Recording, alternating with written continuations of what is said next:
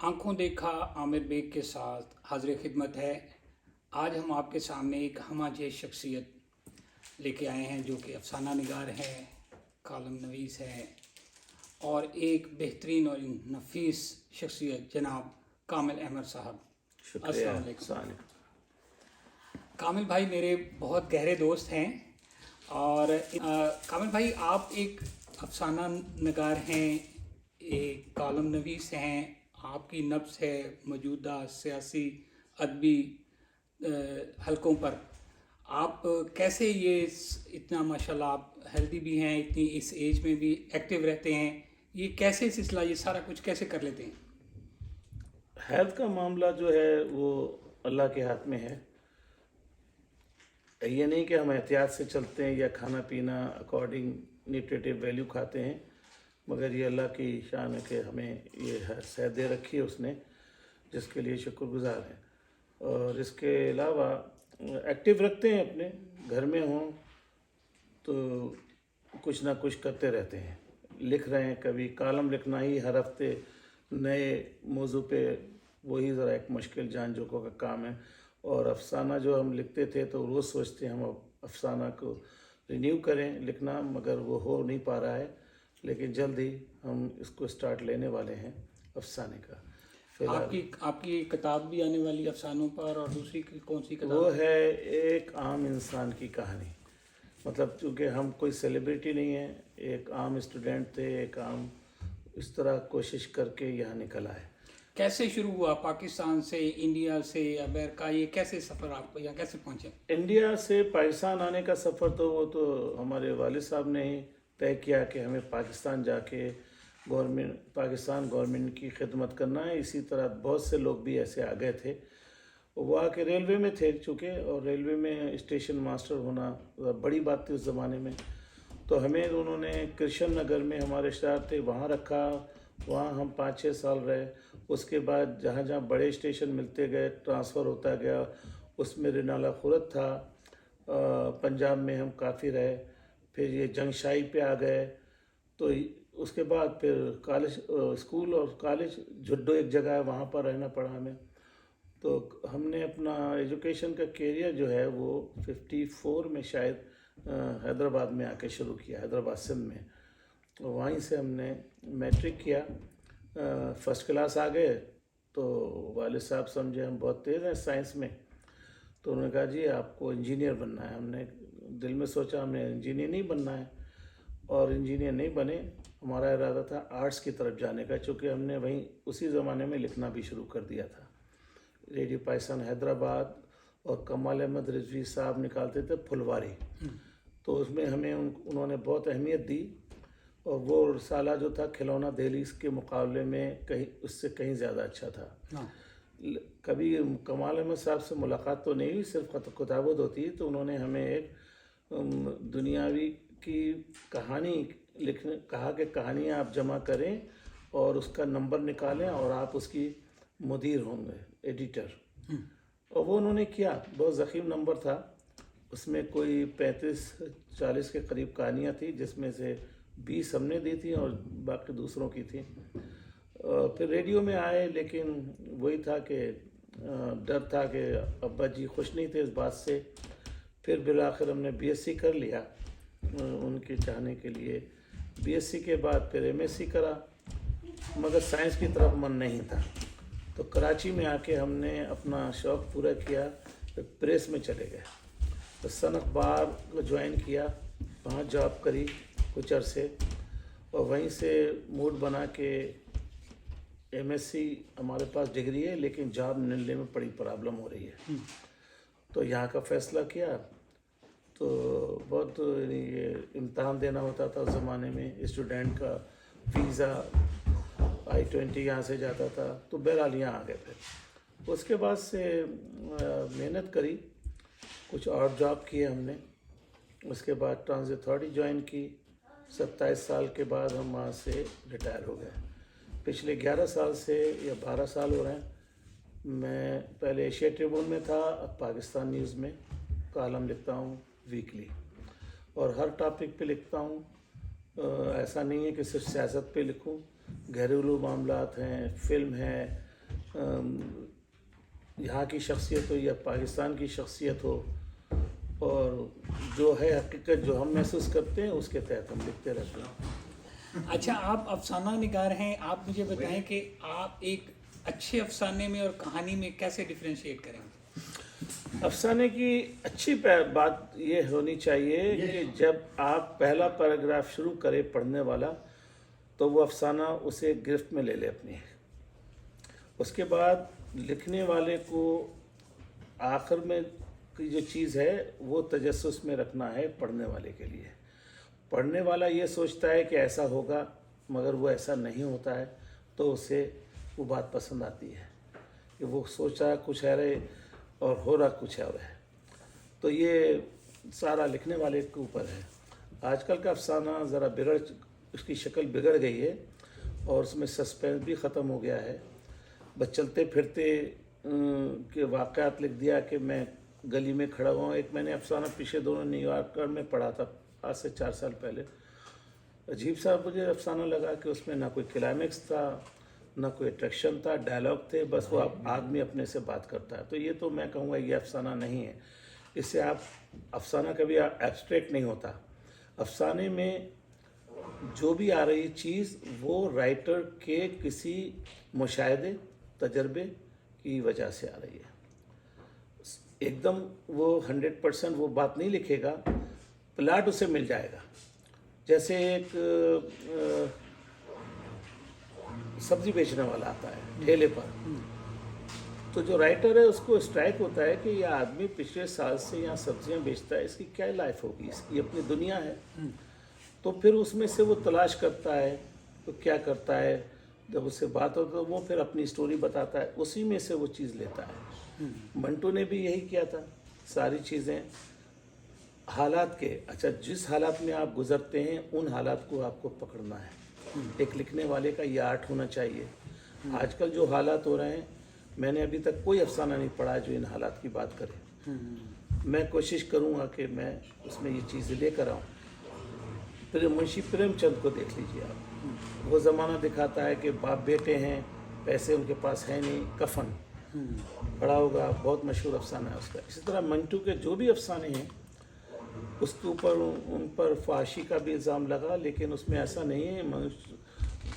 मंटू ने तो हर चीज़ आपके सामने ला के रख दी है और आने वाले वक्त की भी प्रेडिक्शन करता गया है। जैसे नया कानून, ऐसा ही है।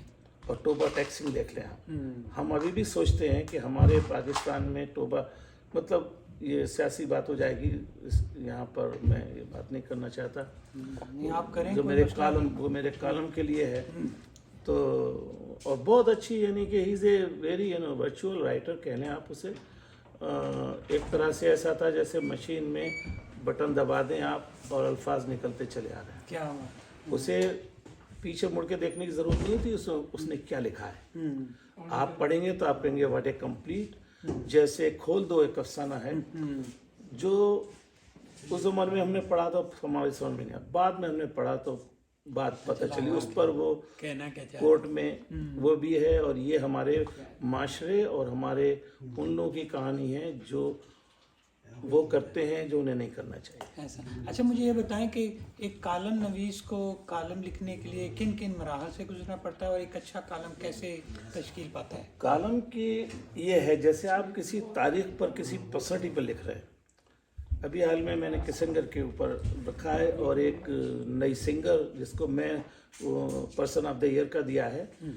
तो उनकी चीज़ें मैं देख रहा, खुद भी देखी है मैंने। किसिंगर की बहुत सी बातों से मैं इत्तेफाक नहीं करूँगा।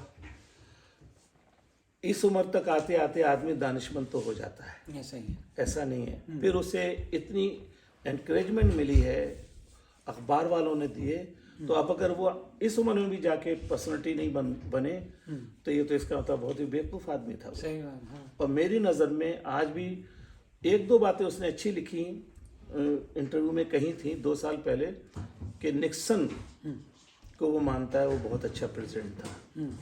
ये तहरीर है, टाइम मैगजीन के अंदर है। और ज़ेलेंस्की को उसने कहा है कि बहुत अच्छे काम कर रहा है, हम इससे इत्तेफाक नहीं करेंगे। वो नहीं कर रहा है काम, उसे करवाया जा रहा है। सही। उसकी अपनी सोच कोई नहीं है, कुछ भी नहीं है उसकी सोच। He was an actor, he was a comedian, standing comedy करते करते वो, I don't know how he became president of Ukraine. वो एक मूवी उसने की थी जिसमें वो प्रेसिडेंट बन जाता है और उसी से वो पॉपुलर हुआ और वो आगे वो मैंने नहीं देखी इत्तेफाक से। और हमारे लोगों का, जी पिछले मैं अपना बाद में, कि हमारा जो माशरा है, हमारे लोग जो हैं पाकिस्तान से आए हैं, वो किस तरफ जा रहे हैं। मैं ये देखता हूँ कि मज़हब से उनको बहुत लगाव है, कुछ और नहीं करेंगे। आप वो लोग मिलेंगे, अगर आप उनसे ये पूछ लें कि आपको मालूम है कि गवर्नर ने क्या करा, कहना जी हमें इससे कोई ताल्लुक ही नहीं है। आप यहाँ रह रहे हैं, यहाँ के बेनिफिट उठा रहे हैं और आपको कोई ताल्लुक नहीं। इलेक्शन होंगे तो वो वोट डालने नहीं जाते, जो सबसे बड़ी बात, बुरी बात है ये कह लीजिए। हम कहाँ जा रहे हैं हमें नहीं मालूम। जो आए हैं वो अपना कल्चर लेकर यहाँ आ गए हैं और उसके तहत वो ज़िंदगी गुजारना चाहते हैं। सही। वही खाने के अंदाज हैं उनके, और बहुत यानी मसले पैदा हो रहे हैं इससे। अच्छा। ये नज़र नहीं रखते कि स्कूलों में बच्चों को क्या कोर्स क्या है और उसके असरात और क्या हैं हो सकते हैं, जाते भी नहीं वो मीटिंगों में, उन्हें मालूम ही नहीं है क्या हो रहा है। अच्छा मुझे ये पूछना है कि एक अच्छा कालम नवीस बनने के लिए क्या क्या मराहल से गुजरना पड़ता है, क्या किन किन चीज़ों को मद्देनजर रखना पड़ता है? बहुत अच्छी बात पूछी आपने। उसके लिए पढ़ना पढ़ना पढ़ना बहुत ज़रूरी, और फिर उसको याद भी रखना और फिर उसे तरतीब देना। आजकल बहुत मौके हैं, जैसे आप गूगल कीजिए किसी बात की, आपको नेपोलियन के मुतालिक जानना चाहते हैं, आपको सामने आ जाएगा, क्योंकि नेपोलियन को आप हवाला देना चाह रहे थे कालम में। इसी तरह किसी का भी, आइजनहावर का चाहते हैं, अच्छा प्रेसिडेंट कौन था, खराब, ये सारी चीज़ें आपको गूगल से मिल जाती हैं। उनकी मदद से हमारे कालम में थोड़ी जान भी पड़ती है, क्योंकि हवाला देना पड़ता है। पिछले दिनों मैंने लिखा था कि हिंदुस्तान की तारीख, लोगों ने कुछ एतराज़ भी किया, बात एडिटर तक पहुंचाई। वो तारीख वही है हमारी, एक हिंदुस्तान था आज से 75 साल पहले। तो हम ये कैसे भूल सकते हैं कि टीपू सुल्तान के साथ क्या हुआ, रज़िया सुल्ताना कैसे जंगजू बनी, और झांसी की रानी, इसका नाम मैं भूल रहा हूँ, उसने 23 साल की उम्र में जान दी अंग्रेज़ों से लड़ते हुए। क्या उसे जान की परवाह नहीं थी? आज के जो लोग हैं, इनमें ये जज्बा है क्या? तो मैं चाहता हूँ ये सारी कहानी, और वो भगत सिंह शहीद का, ये सारी चीज़ें हर इंसान को पढ़नी चाहिए और अपने को उसके तहत संभालना चाहिए। मज़हब जो है वो तो है ही अपनी जगह। आप नमाज़ें पढ़ के, हज करके, उम्रा करके, आप दुनिया की लोगों की खिदमत नहीं कर रहे हैं, ख्याल रखें, अपना वो संभाल रहे हैं। सही। हुकूकुल अबाद, इसमें सारी चीज़ें आ जाती हैं। सही। अगर हुकूकुल अबाद आपने मिस करे हैं तो मैं नहीं समझता कि अल्लाह मियाँ ने आपके लिए जन्नत बना के रखी हुई है। सही। अच्छा मुझे आपके बारे में कुछ मालूम है कि आप फिल्मों से बड़ी मतलब ये कि वो रखते हैं, रग़बत है। आपने मेरे ख्याल में शायरी को फिल्म छोड़ी होगी जो देखने से रह गई होगी। आप क्या कहते हैं इस बारे में? फिल्म एक हमारे ज़िंदगी का एक हिस्सा होना चाहिए। मैं आजकल की हिंदुस्तानी फिल्मों की तरफदारी नहीं कर रहा, मैं उन फिल्मों की कर रहा हूँ तरफदारी जब महबूब खान, रशीद कारदार, जिन्होंने म्यूज़िक फिल्में बनाई हैं, और गिरुदत्त, इन जैसे लोगों की बात कर रहा हूँ। इन्होंने लिटरेचर को फिल्म के पर्दे पर लेकर आए कि आप किताब पढ़ेंगे तो हो सकता है बोर हो जाए, लेकिन 2.5 घंटे में आपको वो सब कुछ दिखा देते हैं। आजकल ऐसा नहीं हो रहा है, फैंटेसी फिल्में बन रही हैं, जैसे यहाँ की कॉपी हो रही है, तो वो उन्हें फिल्में, हमारे यहाँ हॉलीवुड में वो फिल्में बनना बंद हो गई। अभी नेपोलियन आई है, रिडली स्कॉट की फिल्म है, इज़ ए ग्रेट डायरेक्टर, मगर वो मेरे ख्याल में उसने करेक्टर जो लिया है वो गलत कास्ट कर ली उसने। अच्छा, फिल्म अदब की खिदमत में कैसे मुतहर्रिक है? अदब को फिल्म में लाने के लिए ये पुराने ज़माने में जो बड़े बड़े हिदायतकार थे, इसमें सबसे टॉप पर है डेविड लीन, वो आता है। डॉक्टर ज़वाको का किस्सा सबको मालूम है, नहीं है तो वो गूगल करें कि किस तरह ये नावल छपती है रशिया में, और वहाँ से वो बैन होती है, उसको स्मगल किया जाता है इटली में। इटली में डेविड लेन उस कहानी को पढ़ता है, कार्लो पोंटी जो सोफिया लोरेन का हस्बैंड है उससे बात होती है, वो तैयार हो जाता है, क्योंकि उसे डेविड लीन पे बेहद एतमाद सही और बिलाशुबा होना भी चाहिए। तो ये एक लिटरेचर था जो उसने बड़ी खूबसूरती से डॉक्टर ज़वाको के नाम से पर्दे पर पेश किया। और अगर हम इसको नहीं देख रहे तो हम क्या मतलब अपनी ज़िंदगी में कौन सी यानी ऐसी खुशियाँ ला रहे हैं या कौन सा एक्साइटमेंट पैदा कर रहे हैं। इसी तरह उसने लॉरेंस ऑफ अरेबिया बनाई, रेयांस डॉटर बनाई, ये सारी उसने नावलों की ऊपर बनाई हैं फिल्में। और नावल को स्क्रीन प्ले पर लाने के लिए उसके पास काफ़ी अच्छे आदमी थे, जैसे गुरुदत्त के पास अबरार अलवी था, पाकिस्तानी भी हमारे, लेकिन हमारी इंडस्ट्री वहाँ पनप नहीं सकी। बड़ी अच्छी अच्छी फिल्में बनाई और बड़े अच्छे अच्छे लोग पैदा हुए। शौकत हुसैन रिजवी थे, WZ अहमद थे, और उन्होंने बड़े काम किए। मगर चूँकि हमारी इंडस्ट्री में वही मजहबी वो ज़्यादा था, सेंसर बोर्ड था, वो कहता था ये नहीं करो वो नहीं करो, तो वो अच्छी फिल्में गिनती की बन सकी, आगे नहीं बढ़ी। सही, अफसोस का मुकाम है ये। वैसे बहुत शुक्रिया। हम आपको थैंक यू।